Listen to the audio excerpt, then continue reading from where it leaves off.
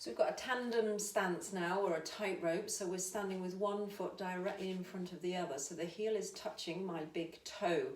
So guys, if there's any hip concerns or balance concerns and you feel a little bit wobbly, you could support yourself onto the back of a chair or a couch, or equally you just take a wider stance. So although I'm still in line with my heel and my toe, I've just gone slightly out to the side, not forward doing the splits, okay? So heel in line with toe, maybe a slight inch or two gap to the side if required.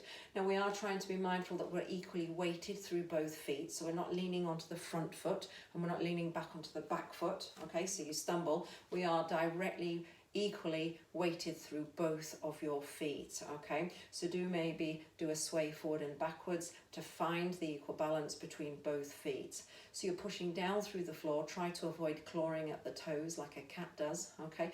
Draw the shoulders down your back, lengthen your arms and your fingers down the seams of your trouser legs. So in order to stay and remain nice and secure, there is a strength required into your backside. So you're working your hip stabilizers. I want you to imagine there's a roll of cling film wrapping around into your bottom. So the chest bone stays lifted, but the ribs stay nice and flat. Chin nodded in, so it's in line with the rest of your spine. So just standing there for as long as you feel comfortable, then take a little step out, okay? And then we would swap the foot. Now on the other foot, I'm going to add some bit of a challenge for those of you that feel the first option is too straightforward and you want to be pushed a little bit more. If again there is the range of movement and access available at the shoulders. So I've got my other foot forward, heel to toe.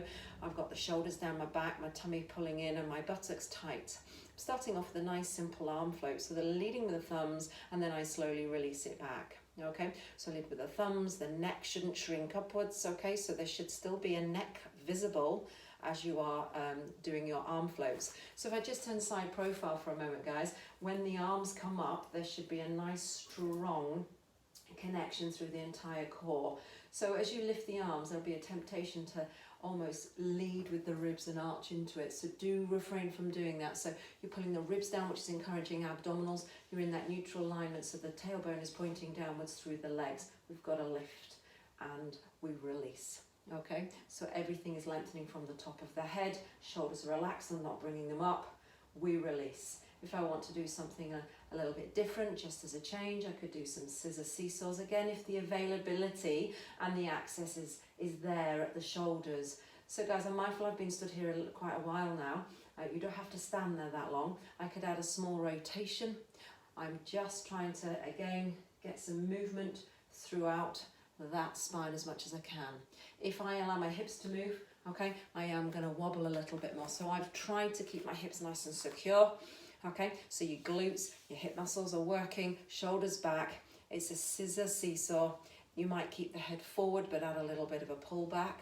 Okay, if you feel wobbly, if you feel secure, you take the head round with you, draw the ribs down, breathing in and out, lengthen through the neck, squeezing into the bottoms, into the insides of your thighs and maintaining a good foot press through to the floor. Give it a go. So you've got balance just standing there, you've got balance with arm floats up and down, and you've got balance with some seesaws with a little twizzle. Good luck.